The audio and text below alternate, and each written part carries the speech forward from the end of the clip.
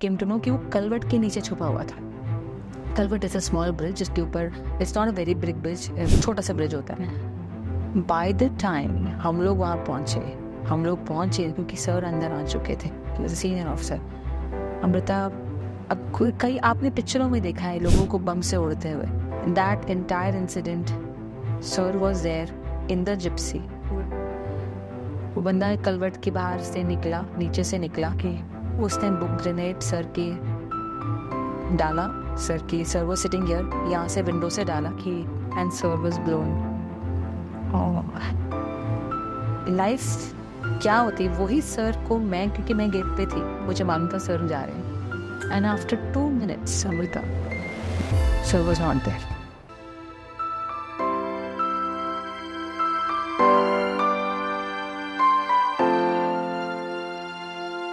Hello and welcome to the Crazy Tales Uncut podcast, and here we are back with another most beautiful guest with us. She is none other than Lieutenant Colonel Kamalpreet Saggi ji, and she has come all over from Baroda, and we would definitely look forward to share her story with you in this Uncut podcast. Welcome ma'am, हम आपको welcome करते हैं हमारे podcast. Thank you Amrita for having me. Thank you ma'am, and we would start with, क्योंकि आप एक army background से है and I am happy that I could see a female फौजी हियर। मैं जानना चाहूँगी आपकी लाइफ की शुरुआत की कहानी और फौज में आपका कैसे आना हुआ, क्या कहानी है, थोड़ा हमें बताएं। So Amrita, my कहानी is as normal as all the audience of yours। बहुत ही छोटे से शहर को बिलोंग करती हूँ मैं। मेरे पेरेंट्स ज़ीरा के हैं। ज़ीरा जो फिरोज़पुर वाले जो रोड पे अगर जाते हैं, it is a very strategic point in border area. So Ferozepur and ज़ीरा, एंड वहाँ को बिलोंग करती हूँ। वहाँ मेरे पेरेंट्स की पैदाइश हुई एंड हमारे रूट्स वहाँ के हैं। एंड वहाँ से उठ कर के हम लोग आए कोटा में। My father is a chemical engineer and मेरी पैदाइश कोटा की है। चंबल का पानी पिया है मैंने। एंड उसके बाद में I have come down to Baroda. मेरी सारी पढ़ाई बचपन से लेकर के प्री प्रेप से लेकर के कॉलेज तक गुजरात में हुई है। In fact post graduation also I studied in Gujarat only. So the family that I belonged to Amrita, वो मैंने अपने पेरेंट्स को बचपन से बहुत मेहनत करते हुए देखा है। मेरे फादर जब मैं पैदा ही हुई थी तब वो बैक टू बैक शिफ्ट्स में काम करते थे, क्योंकि उस ज़माने में इतनी सैलरीज हुआ नहीं करती थी। पूरे परिवार को हैंडल करना होता था। अपने छोटे भाई बहनों की शादी करनी थी। सो आई रिमेंबर कि मैंने अपने पेरेंट्स को अगर देखा है तो सिर्फ और सिर्फ तब देखा है, मेरे फादर को देखा है जब वो रात को शिफ्ट्स के बाद आते थे। That was the only time that I have seen, but I have seen one thing in him, total dedication and entire hard work. वो मैंने देखा है। That has communicated to me in my life. And मेरी पढ़ाई, जब भी मैंने अपने पेरेंट्स को स्पेशली फादर को बात करते हुए सुना है तो उन्होंने हमेशा मुझे एक ही चीज़ बोली है कि हम जैसे लोगों के पास सिर्फ एक ही जागीर होती है और उस जागीर का नाम है एजुकेशन। बच्चा, अगर तू अब कर लेगी ना तो तेरी शायद ज़िंदगी बन जाएगी, वरना हमारे पास ना इतनी कोई मिल्कियत है, ना कोई ख़जाने हैं कि मैं तुम्हें ये बोल सकूँ कि हाँ बेटा मेरे जाने के बाद या तुम कुछ भी नहीं करोगे तो चल जाएगा। तो वो जो उन्होंने ज़मीन में अंदर में जहन में डाल दिया, सो वो जो चीज़ है आगे तक मुझे लेकर गई है। मुझे सिर्फ और सिर्फ जब भी मैंने कोई भी मकाम की तरफ अपने मुख को मोड़ा है, एक ही चीज़ नज़र आई है कि मुझे हार्ड वर्क करना है। मेरे पास कोई ऑप्शन नहीं है कि मैं कोई और तरीके में चले जाऊँ। फ़ौज में जाना भी ऐसा ही हुआ। पहले हम इंजीनियरिंग में गए और इंजीनियरिंग में भी लड़ झगड़ कर गए, और जब फ़ौज में गए तब भी ऐसा है कि कोई ऐसा नहीं है कि अच्छा ये नहीं तो कोई और कर लेंगे। जुनून तो था ही, लेकिन एक बार जब जॉब में चले गए, जब फ़ौज में चले गए, तब उसे बहुत ज़्यादा प्यार किया और उसको अपने दिल के करीब रखकर जितने भी सालों की नौकरी करी है तो ये किया। और जैसे आपने कहा कि आपने इंजीनियरिंग भी आपने मैकेनिकल से किया है, एक ऐसा फील्ड जो शायद वुमेन्स के लिए आज भी एक टैबू है। उसके बाद फिर आप फौज में गए। फौज भी आज भी फीमेल्स का फौज को लेकर के एक हमें लगता है कि बहुत टफ जॉब है। क्या आपको क्या लगता है, जैसे आपने 22 साल फौज को दिया है, how tough is the life in फौज, और कुछ स्टोरी अगर आप हमारे साथ शेयर करना चाहो। Amrita, first of all mechanical के पॉइंट ऑफ व्यू से आज इनफैक्ट आप एकदम सही कह रहे हो। इनफैक्ट मैं इन 4 दिन पहले ही किसी बच्चे से बात कर रही थी, मुझे मालूम पड़ा कि उनके फादर साहब ने उनको मैकेनिकल लेने के लिए मना कर दिया है। और मुझे ये समझ में नहीं आया है कि क्यों मना कर दिया, बिकॉज शायद same thought process is going on कि शायद सॉफ्ट लाइफ मिल जाएगी, प्रोटेक्टेड लाइफ मिल जाएगी। प्रोटेक्शन किस चीज़ से? जब तक हम अपने बच्चों को, मेरी रिक्वेस्ट है पेरेंट्स से, जब तक हम अपने बच्चों को एक्सपोज नहीं करेंगे दुनिया से, दुनिया के थप्पड़े लेने के लिए रेडी नहीं करेंगे, तब तक अमृता हमारे बच्चे रेडी नहीं हो सकते, तब तक हमारे बच्चे आगे नहीं जा सकते। So that time also when my father loves me a lot undoubtedly, मैं मैकेनिकल से पहले केमिकल में जाना चाहती थी, तो he is a chemical person, so he denied, क्योंकि उन्होंने देखी हुई है कि ज़िंदगी कैसी है। तो वो चाहते थे एज एनी फादर कि मेरी बेटी भी सॉफ्ट अच्छी जगह पे जाए। So he asked me to take that line, लेकिन एक ज़िद थी मेरे में कि नहीं, मुझे भी ज़िंदगी में मुझे था कि मुझे एक ऐसी लाइन देनी है जहाँ पर किसी ने पैर ना रखा। मुझे भी ऐसा था कि ऐसा तो क्या है उस लाइन में कि मैं नहीं जा सकती, ऐसा तो क्या है कि बाकी सब उस लाइन में जा कर के एक बिज़नेस कर सकते, मैं क्यों नहीं कर सकती? तो एक सवाल हमेशा से उठता था, वो भी सवाल उठाना उन्होंने सिखाया मुझे। बाकी उनका जो प्यार है इस बेटी के लिए ज़्यादा बढ़ गया, तो जाकर उन्होंने बोला कि सॉफ्ट लाइन ले लो। बट अदरवाइज एक जो कीड़ा था मन में कि कुछ करके दिखाना है, so that pushed me to taking into mechanical. रही बात फौज के लिए, फौज में वो भी जाना चाहते थे, but because of surgery at a very younger age, my दादू वॉज ऑल्सो इन फौज, उन्होंने वर्ल्ड वॉर्स भी देखी हुई हैं, and he wanted to come in to फौज एज वेल। तो जब वो नहीं जा पाए तो उनके मन में ये बात आई कि वाई नॉट माई डॉटर। तब उनके मन में एक बार भी ऐसा कोई सवाल नहीं आया कि मेरी बेटी नहीं जा सकती, मेरी बेटी कर नहीं सकती, नहीं, ऐसा कुछ नहीं। इनफैक्ट बोथ माई पेरेंट्स, तो यही चीज़ मैं उन बाकी सारे जो पेरेंट्स आज आपके देख रहे हैं उनको भी बोलना चाहूँगी कि किस चीज़ से घबराना है। 4-5 चीज़ों से बच्चा घबराता है लड़कियों के पॉइंट ऑफ व्यू से, सेफ्टी है कि नहीं है। फौज जैसी जगह के अलावा कहाँ पर सेफ्टी हो सकती है? नंबर 1 डेथ, जो हम सब डर जाते हैं कि पता नहीं, हो सकता है बॉर्डर में अगर पोस्ट कर दिया तो किसी की कहीं गोली लग जाए, कहीं अकस्मात डेथ हो जाए। ये सबको पता है कि death does not come on invitation, it comes जिस दिन आपका नियुक्त है उस दिन उसने आना ही आना है। तो फिर घबराना किस बात का, right? So third is of course उनका फ्यूचर लाइफ की, मेरे बच्चे की सेकेंड लाइफ, जो सेकेंड इनिंग होगी शादी की, वो होगा कि नहीं होगा, ऐसा कुछ नहीं है। आज आप ऐसे ही नज़र घुमा कर देख लीजिए आप अमृता, आप अपनी लाइफ देख लीजिए, आपकी हाल लाइफ कितनी हेक्टिक है, आपके हस्बैंड आपको सपोर्ट करते हैं। इसी तरह से कॉर्पोरेट लाइफ में भी हस्बैंड वाइफ एक दूसरे को सपोर्ट करते हैं, अंडरस्टैंड करते हैं। फौज में भी ऐसा ही है। फौज में तो आपने हुक्मनामे पर साइन किया हुआ है कि भाई ये ज़िंदगी तुम्हारे नाम पर है। तो जब ये ज़िंदगी तुम्हारे नाम पर हो चुकी है, फिर क्रिब किस बात का?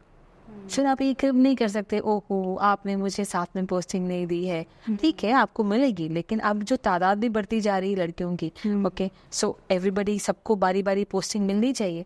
पहले ज़माने में ऐसा नहीं था, इतनी नहीं थी, because we were paving the path. तो हमें posting, I am very very thankful to armed forces कि उन्होंने मुझे मतलब सिलेक्टेड पोस्टिंग्स भी दी। बट जैसे जैसे कंपटीशन बढ़ती है, जैसे जैसे लोग और आते हैं, वो पोस्टिंग्स में भी आगे पीछे होगा। तो इसमें घबराने वाली कोई बात नहीं है। ये एक रोज़मर्रा का एक लाइफस्टाइल बन जाता है फौज का। और आप जो है सिर्फ एक पहलू देख रहे हैं। लाइफ आर्म फोर्सेस का लाइफस्टाइल इज़ बेस्ट आपके मेंटल ग्रोथ के लिए, आपके फिजिकल ग्रोथ के लिए, आपके इमोशनल ग्रोथ के लिए एंड प्रोफेशनल ग्रोथ के लिए तो है ही अच्छा। सो ज़्यादा ये बिल्कुल भी दिमाग में डालने की ज़रूरत नहीं है। फौज और प्यार, ये दो चीज़ें ऐसा लगता है कि सख्त लोग होते हैं बहुत ज़्यादा। क्या आपने प्यार किया? और आपकी ज़िंदगी के बारे में बताइए, कैसे मैनेज करते हैं आप आपके लाइफ पार्टनर के साथ और अपने फैमिली के साथ? वेल माय क्या बताऊँ, आपने बहुत ही दिल के तार जो है छेड़ दिए हैं। So I met my husband in Khadki, Pune. Okay. और ऐसा था कि उनके आने के पहले मैं खड़की में पोस्टेड थी और उनके आने के पहले मेरे एक यंगस्टर है जो कि एक ऑपरेशंस में उसको शार्पनर लग गया था जिसके कारण से वो पैराप्लेजिक हो गया था। मेरा यंगस्टर था, 6 महीने की दूरी पे था, कोसपर्सी मान के चलते हैं हम लोग। तो मैं उसको हमेशा उसको मिलिट्री हॉस्पिटल में लुकअप करने जाती थी, उसके पेरेंट्स को सांत्वना देने जाते थे। तो वो बार बार मुझे बोलते थे सागी सर आएंगे तो ये, सागी सर आएंगे तो वो। मैंने कहा यार मैं पक गई हूँ, क्या सागी सर बना के रखा हुआ है। My husband's name, last name is Sagi. So one day he was sitting and I just and I was always bubbly and everything. So I just came and Malay was his name. So hi Malay, क्या चल रहा है and all this stuff. And my husband is a very serious chap. Okay. So उसको लगा ये क्या है, cacophony in the voice, इतनी क्यों आवाज़ें आ रही हैं मुझे। तो Malay said कि सागी sir, I said good afternoon sir. Well, good afternoon. मैंने कहा कितना अकड़ू है, मैं इस इंसान से कभी बात नहीं करूँगी। And I did not know, but after one of the common parties में जब हम मिले तो मालूम पड़ा कि हमारे हस्बैंड को हम बहुत पसंद आ गए। तो he was posted in Dehu road से खड़की तक का आने का डिस्टेंस was तब उस ज़माने में करीबन 40-45 minutes. He used to come every day to say hello to me, go.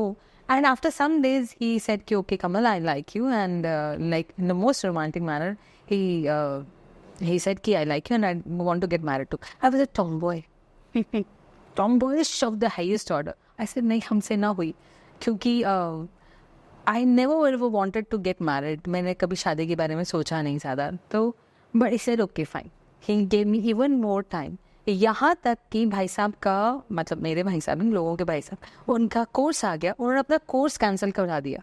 Because इसके उन्होंने कहा कि अगर मैं चला गया कोर्स के लिए जो कि 1 साल का था, ये लड़की फिर पोस्टिंग चली जाएगी, मुझे फिर कभी मौका नहीं मिलेगा इसको मनाने का।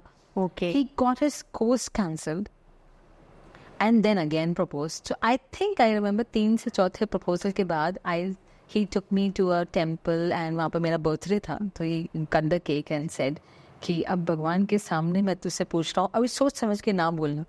तब भी बदतमीज़ों की तरह मैंने ना ही बोल दिया था। Last में he gave a very good solid this one, Kissy, I'm your best friend. That's a fact. He's my bestest of the friend. Okay. So whether you lose a best friend, if I get married to somebody else, you will lose your best friend. उसी point में logic बड़ा था, and मुझे logic वाले लोग बड़े पसंद आते हैं। I said point तेरा सही है यार। I said well fine. Meet my parents. Okay. If they say yes, I'm in for it. Of course parents से तो एक बहाना था, मैंने parents को वैसे ही alert करके रखा था, खबरदार जो ना बोला, ना नहीं बोला। So rest is history. Okay. He got married. He's also in army. He's also in armed forces. Okay. He's- And कभी-कभी आप लोग दूर-दूर भी posted हुए हैं? Yes. I suppose that increases a lot of understanding with each other. When I personally feel that कि मैंने जैसे कहा कि फौज ने मुझे बहुत मदद करी है पोस्टिंग्स के लिए। एंड एट टाइम्स जब आप मानेंगे नहीं, इन माई 21-22 years of service, मेरे को 12 से 13 साल we have been together. And it is not been that, मतलब लोगों को मिलता ही नहीं है। And I been very lucky. And long distance relationships are like a very common thing in army. Yes, मैं तो चलो आई बिन लकी कि मेरे को ये मिल गया। ओके, आप बाकी किसी को भी रैंडम सैम्पल साइज उठा के देख लीजिए।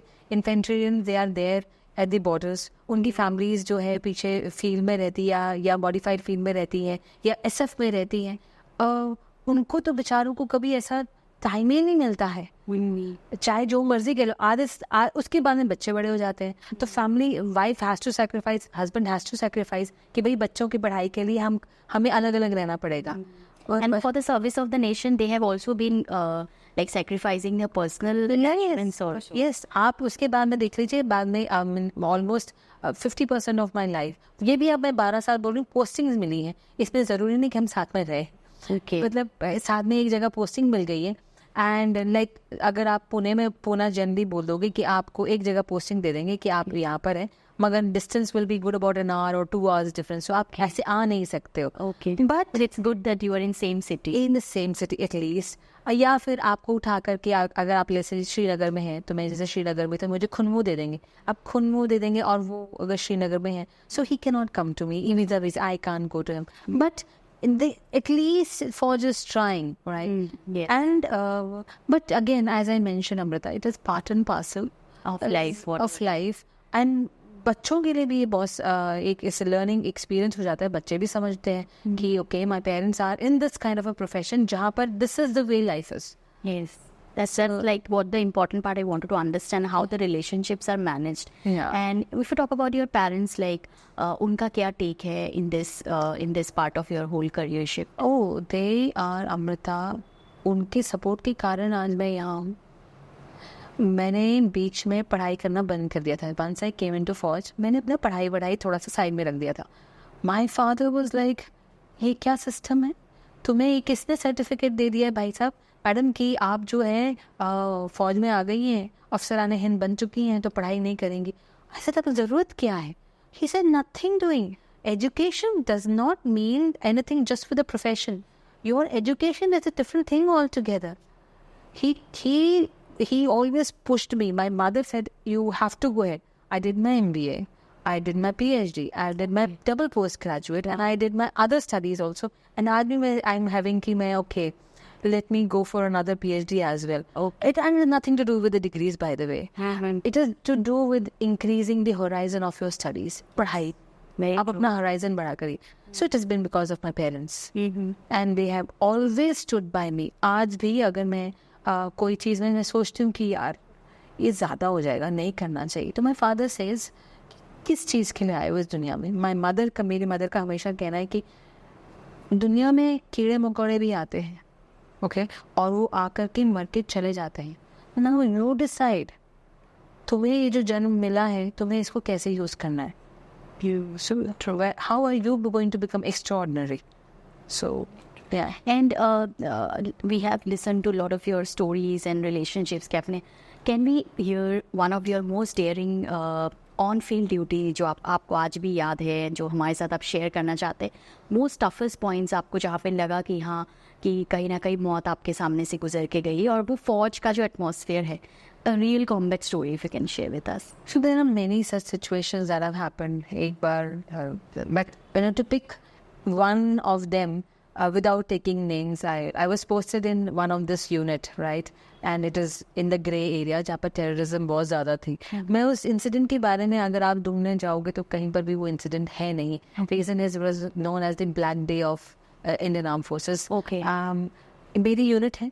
For all your practical purposes, I will not share that unit's name, but I was in the, आप ये मान के चलिए मैं अखनूर में पोस्टेड थी, बस इतना मैं आपको अखनूर में पोस्टेड थी. और मेरे को सिर्फ कुछ ही दिन हुए थे. हमारा क्या होता है, आपको पहले एक्लेमेटाइज करते हैं, तो मेरा एक्लेमेटाइजेशन भी नहीं हुआ था कि आपको कॉम्बैट्स के लिए आपको क्या क्या इस जगह पर किस तरह का कॉम्बैट्स आपको देखना पड़ेगा. आपको 14 दिन की आपको ट्रेनिंग करने भेजते थे आगे. मेरा वो भी नहीं हुआ था. आई जस्ट कम, एक हफ्ता ही हुआ था. एंड वहाँ पर एक इंसिडेंट हो गया कि सुबह सुबह हम लोग रोड पे पीटी करने जाते थे. एंड पीटी करने गए और दरवाज़ा बंद हो रहा था कि 4 से 5 लोग कॉम्बैट्स में हमारे यूनिट के अंदर एंटर कर. ओके. तो किसी ने सुना नहीं था कि भाई कोई टेररिस्ट इस तरह से ना. इंट ये भी नहीं था कि कोई ऐसा कोई घूम रहे हैं. They just entered. तो एज पर दी प्रथा ऑफ द ट्रेडिशन ऑफ वो, किसी ने बोला कि आप कौन हो. गेट में सेंट्री था. आपने बोला आप बताइए, आप उनकी आइडेंटिटी बताइए. तो जैसे उन्होंने आइडेंटिटी बताई, उसको रोका, उन्होंने उनको शूट कर दिया, उनको मार दिया. तो हम लोग जो अभी हमारी पूरी की पूरी पलटन बाहर निकली थी. ओके. और मैं और मेरे 2 से 3 ऑफिसर पीछे पीछे जाने वाले थे कि जैसे हमने ये सुना, गन की आवाज़ सुनी, हम लोग फटाफट से आप लोग तो आर्म्ड भी नहीं होंगे उस टाइम. हाँ, तो उस समय क्या था कि उसके बाद में ये आदेश आए थे कि okay everybody is going to carry हथियार 24/7. अदरवाइज जब आपकी ड्यूटी होती थी एज एन ऑफिसर भी आपकी ड्यूटी लगती थी, तब आप हथियार कैरी करेंगे. इस इंसिडेंट के बाद वेदर आप ड्यूटी पे हैं नहीं हैं, आप घर जा रहे हैं, हथियार लेकर जाएंगे. इट इज लाइक आप क्या, इट बिकेम मैंडेटरी. सो जब हो गया तो आया बंदा. अभी हम लोग करीबन 200 मीटर की दूरी पर ही थे. जब हमें मालूम पड़ा कि ये हो गया है करके आवाज़ आई, तो हमें तब तक कुछ आइडिया नहीं था कि हो क्या रहा है. उस समय सिर्फ मेरे जो 2AC सर के पास उनकी खुद की पर्सनल पिस्टल थी. Okay. Only that he was carrying. Only that. बाकी कुछ था ही नहीं। बाकी जिस बंदे के पास हथियार था वो उनको शूट पॉइंट कर दिया था। एंटर करते ही कोच थी। कोच इज द प्लेस जहाँ पर कि हथियार रखते हैं। तो वो बहुत ज़्यादा उन्होंने क्या किया, फर्स्ट जाकर के वो कोच पे चले गए। कोच पे भी जितने लोग थे उनको शूट कर दिया। अब जितना भी एमिनेशन है, आर्म्स है, सारा का सारा कोच में और हम लोग बाहर। अब हमें ये नहीं पता क्योंकि हम लोग 200 मीटर और वहाँ पर बहुत बड़ी बड़ी झाड़ियाँ हैं, सरकंडा किसे कहते हैं, जो कि आपको बिल्कुल नहीं मालूम पड़ सकता। So that was a time जब मेरे 2IC ने एम लिया और वी न्यू कि हमें कोच में जाना है। जैसे हम लोग जाने लगे तो ही सेड कि ओके मैं कवर करता हूँ, तुम लोग जा करके किसी भी तरीके से जो लोग घायल हो चुके हैं या जो लोग गिर पड़े कम से कम उनके हथियार ले आओ। सो जो ये हम लोग बोलते हैं ना, कई बार मैंने सुना है कि ट्रेनिंग में जाते हैं बच्चे तो बोलते हैं कि इतनी सख्त ट्रेनिंग क्यों होनी चाहिए। वो इतने सारे दिनों की बाद की वाली जो ट्रेनिंग है, मैं करीबन 4 साल के बाद पोस्टेड 2000 जब मैं पोस्टिंग गई वहाँ पर, I along with another officer, क्योंकि हम लोग 3 ऑफिसर थे, one was giving us a cover fire pistol में जितने राउंड थे। We crawled to the gate, I crawled to the gate and sir crawl to the, बाहर से वायर्स लगी थी बाहर से। सर ने एक हथियार वहाँ से लिया, मैंने एक हथियार गेट से लिया। ठीक है, luck would have it, luck ही था अमृता, बिकॉज अगर मान लो वो लोग बेसिकली बाकी सब लोगों को मारने पर लगे हुए थे क्योंकि अंदर उन्होंने चार्ज लेना था। वी वर देयर एंड हमने अपने आप को स्थित किया। We started firing and sir ने फायर किया। अब मेरे पास भी हथियार था और दूसरे वाले सर के पास भी हथियार था। वी स्टार्टेड फायरिंग एंड तब मैंने सर ने और दूसरे सर ने मिलकर के 2 या 3 टेररिस्ट को वहाँ पर घायल कर दिया। ओके, हमें लगा, हमें ये इन्फॉर्मेशन नहीं आई कि ओके, हमें मालूम नहीं था कि कितने टेररिस्ट हैं। ओके, सो जब हमें मालूम नहीं था तो वी थॉट कि 3 हैं, फिर भी हमने इन्फॉर्मेशन दी कि कोई भी नहीं आएगा, अंदर कोई नहीं आएगा। इसको कहते हैं स्वीप ऑपरेशन होता है। इसके बाद में तब तक इन्फॉर्मेशन सैटेलाइट पे सारी इन्फॉर्मेशन जा चुकी थी क्योंकि टेररिस्ट अटैक हो चुका है इस जगह पे, फलानी जगह पर, एंड इतने लोग घायल हो चुके हैं, इतने लोग मर चुके हैं एंड इतने टेररिस्ट को मार गिराया। सारी इन्फॉर्मेशन जा चुकी थी। उस समय media was not that active कि इन्फॉर्मेशन वहाँ जाएगी। सैटेलाइट्स पे GOC तक जाके बात जा रही थी। हमारा जो टॉप बॉस था उस पर भी बात गई, उनके पास भी गई। उन्होंने चॉपर लिया, चॉपर लेकर के वो आगे हमारे यूनिट पर स्वीप एक्शन चल रहा था। सो इतने में हमारे इंट ने एक कॉन्वर्जेशन को कैच किया जिसमें कि वो हमारे मालूम पड़ा कि वो टेररिस्ट का ही है। तो टेररिस्ट की वो बता रहा था कि वो अपने बारे में बता रहा था कि मुझे लग चुकी है एंड बाकी जो बंदे हैं वो शहीद हो गए, शहादत को प्राप्त, उन्होंने whatever that they were they use की शहादत को प्राप्त हो चुके। And so we were told कि किसी को अंदर नहीं आने देना है। अब हम लोग 3 थे, इन्फेंट्री आ चुकी थी जो कि स्वीप एक्शन कर रहे। सरकंडे इतने बड़े होते हैं कि आपको बंदा क्या कोई नहीं दिखाई दे सकता अगर उसके पीछे कोई छुप गया तो। Okay, but as the end would have it, we came to know कि वो कलवट के नीचे छुपा हुआ था। Culvert is a small bridge जिसके ऊपर, it's not a very big bridge, छोटा सा ब्रिज होता है। बाय द टाइम हम लोग वहाँ पहुँचे क्योंकि सर अंदर आ चुके थे, सीनियर ऑफिसर। अमृता, अब कई आपने पिक्चरों में देखा है लोगों को बम से उड़ते हुए।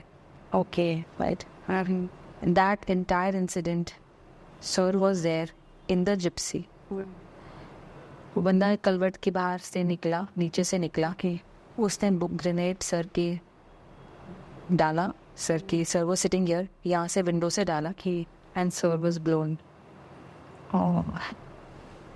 लाइफ क्या होती वही सर को, मैं क्योंकि मैं गेट पे थी, मुझे मालूम था सर जा रहे हैं।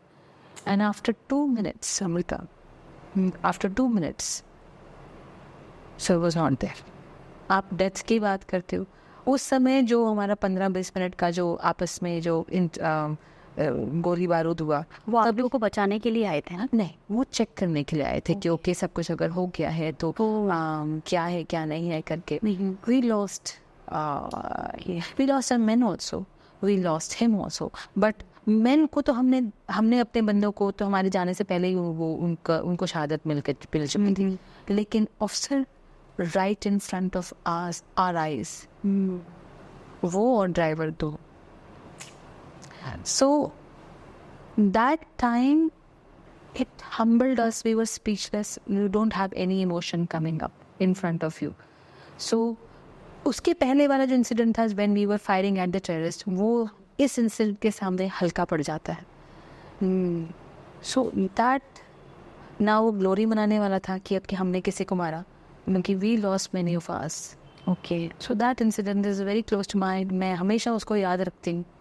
And like how do you like put up those mental balance, उसको आप कैसे करते हैं? क्योंकि कहीं ना कहीं maybe we are working for our country but at the end of it we are all human beings. Yes. वो emotions फौज में लोग कैसे manage करते हैं? बहुत बार आपने भी देखा होगा आपके आंखों के सामने, जैसे आपने कहा कि you have lost your officers, they have their families also. How is the mental stress being managed? फौज में वो चीज़ manage कैसे होता है? आई सपोज अमृता ये बहुत ही इम्पोर्टेंट जब सवाल आप आपने उस ऑपरेशन के बाद Yes. वापस आए Yes. तो क्या मनोस्थिति थी लोगों की और कैसे आप लोगों ने मैनेज किया? आप एज एन ऑफिसर ना एक अलग मेटल के बन जाते हैं. आपके सामने आपको बहुत सारे आपके जवान देख रहे होते हैं, आपके पूरी लोग आपको देख रहे होते हैं. आप टूट नहीं सकते उसमें. अगर आप टूट जाएंगे तो उनको कौन संभालेगा? वो लोग जो कि एमिनेशन कोच में थे, उनको जिनको जो घायल हो गए थे, फोकस एकदम उन पे चला जाता है फिर कि उनको बचाना है, उनकी जान ज़्यादा इम्पोर्टेंट है. बाकी के सारे लोग जो कि फौज जो कि ड्यूटी से उतरे थे, जो कि तैयार होने गए थे, उनकी जान ज़्यादा इम्पोर्टेंट है, कोई और तो नहीं है. The focus Amrita is to save more is to save more and more life. बुरा लगने की जो दिल पे जो दर्द आता है कि ये नहीं होना चाहिए था, बट नहीं होने के लिए हमें पास में जाना पड़ेगा अमृता. वो तो हम अंडू कर ही नहीं सकते.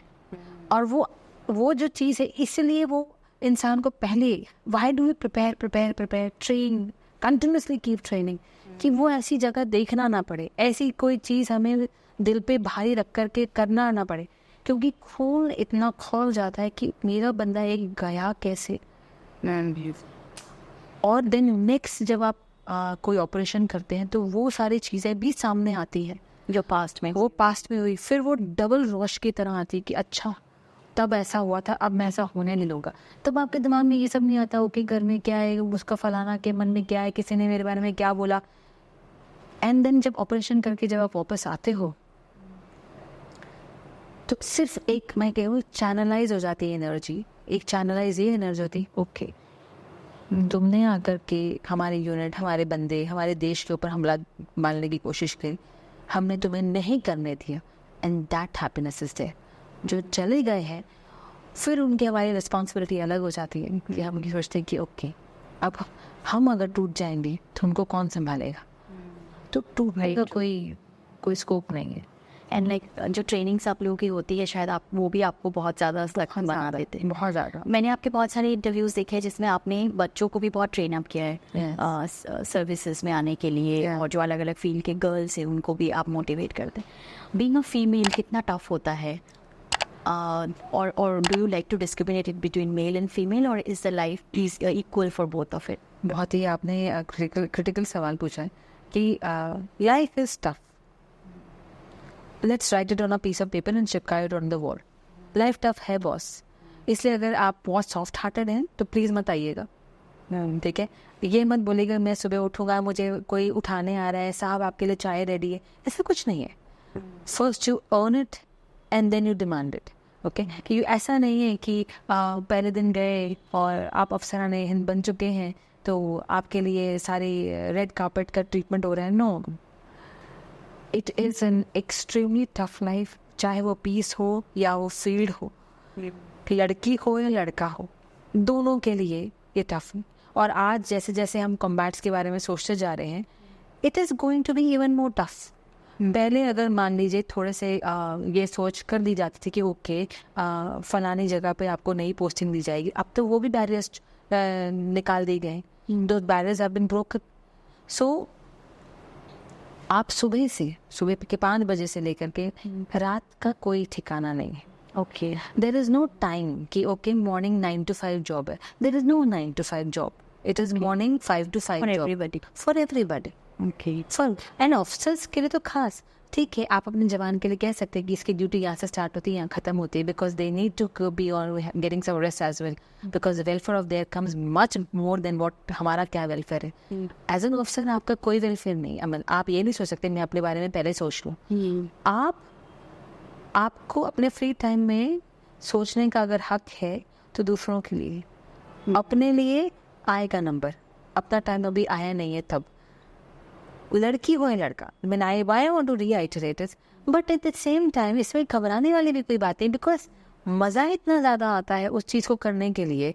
मॉर्निंग जब आप उठ रहे हैं और पीटी जा रहे हैं, वापस आ रहे हैं, भागते भागते आप खाना खा रहे हैं या बना रहे हैं, जो भी हो सकता है, एंड आपके ऑफिस की जो काम कर रहे हैं, बॉस जब जाता है तब आप सारा काम ख़त्म करके आपकी वो जब जाते हैं, शाम को गेम्स परेड हो रही है, फिर ऑफिस हो रहा है, अब आप अपने ड्यूटी चेक करने जा रहे हो, आपके पास समय कहाँ है?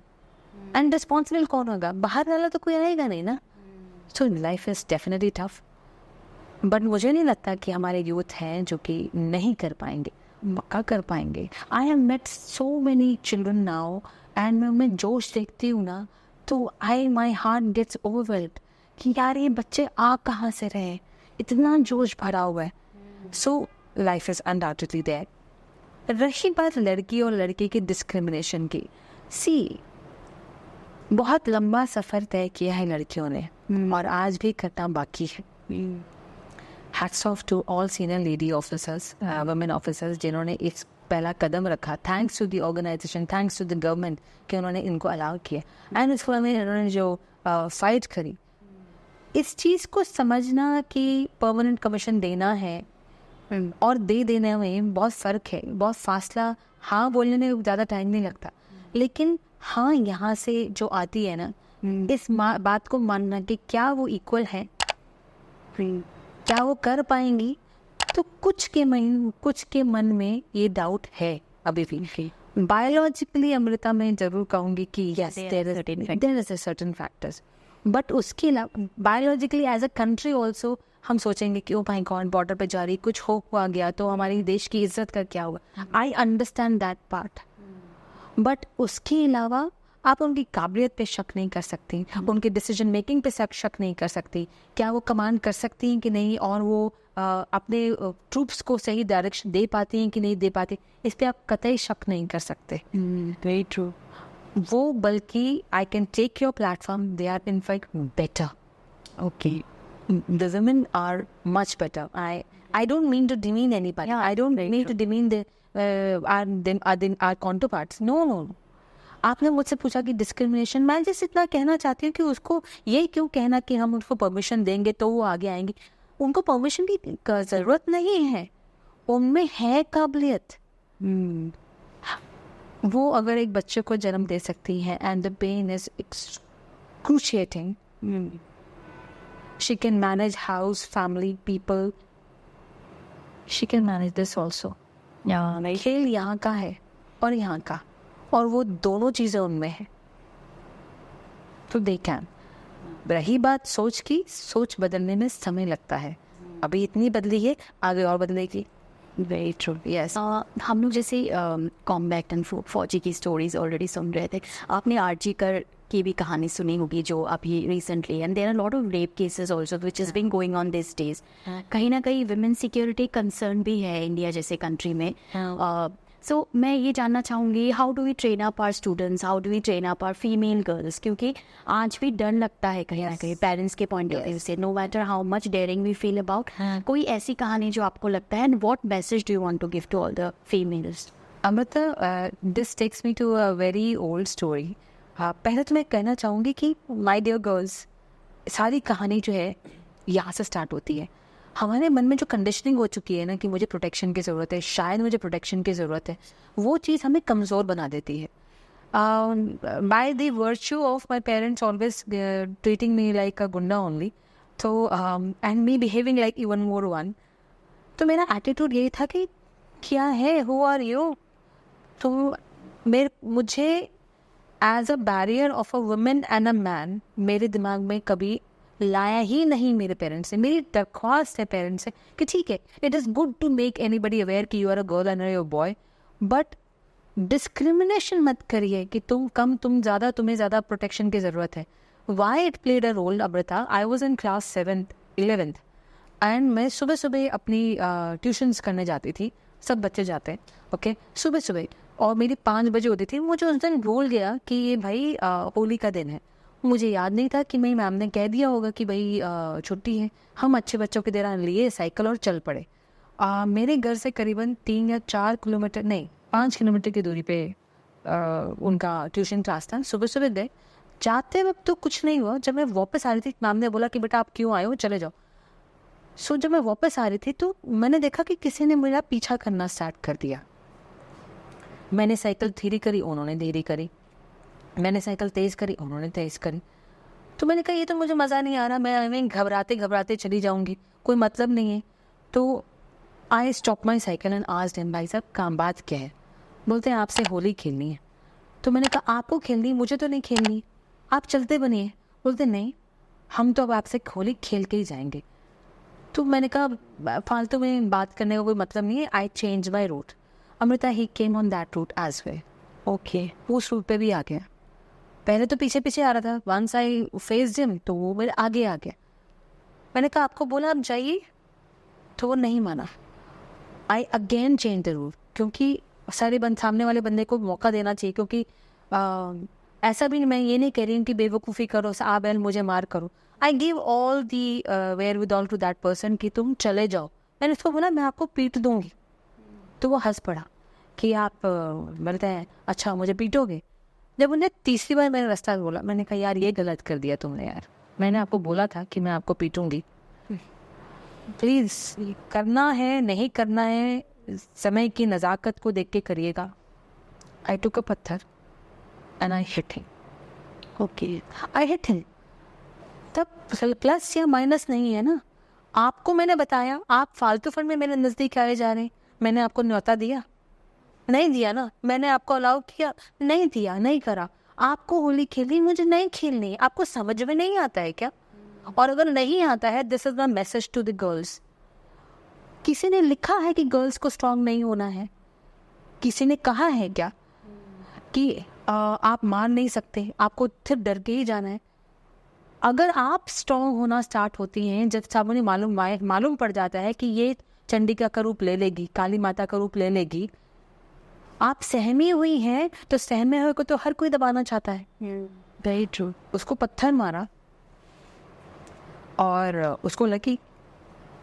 जब उसको लगी तो भी वो पीछे नहीं हटे. ऐसा नहीं, उसको लगा कि एक पत्थर से क्या होगा. मैंने दूसरा भी मारा, तब उसको और लगी. तब उसको लगा ये तो पागल है. फिर भी उसने रुका नहीं, उसका कॉलर पकड़ा, उसको मारा. खुद भगवान की दया से थोड़ा सा भारी हाथ है, ज़्यादा लग गई उसको.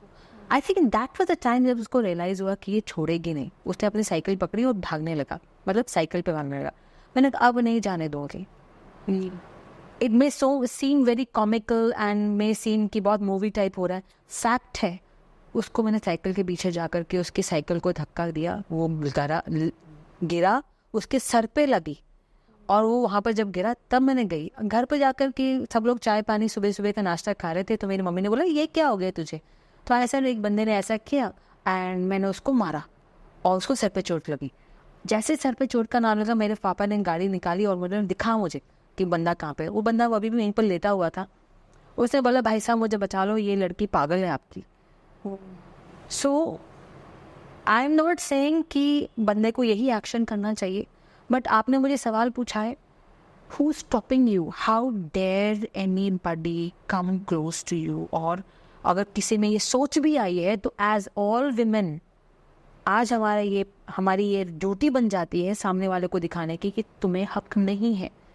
हक सिर्फ मुझे है किसी को भी पास आने देने की, परमिशन देने का. आप अपना रोल लीजिए चंडिका का. Society is already there are now the society is changing. अगर किसी को दिखता है, भेड़िए किसी भी रूप में आ सकते हैं. जरूरी नहीं है कि अनएजुकेटेड और illiterate is the one. No, भेड़िए किसी भी रूप में आ सकते हैं. अपनी आँख कान नाक छठी इंद्री का इस्तेमाल कीजिए. You know women have that. उनको इंट्यूशनली मालूम पड़ जाता है कि क्या सही क्या गलत, and then stop them. Very true. So वो एक, मैं आज अगर लुक बैक करती हूँ तो मुझे लगता है कि वो एटीट्यूड आप सबके पास होना चाहिए. Do that. एंड आजकल की तारीख में speak up, be very strong. चेहरे पे वो लुक आनी चाहिए कि सामने वाले को खा जाएगी, मार डालेगी. And so it was a very lovely conversation, and we really love to have you here. And it was a pleasure talking to you. I hope all the people who would be listening to you would definitely get a very insightful and meaningful conversation, insights from this podcast. Thank you so much, and thank you for coming to the Crazy Tales Uncut. Crazy people calling crazy people on this. Amazing. Thank you so much. Thank you so much, ma'am. Yeah.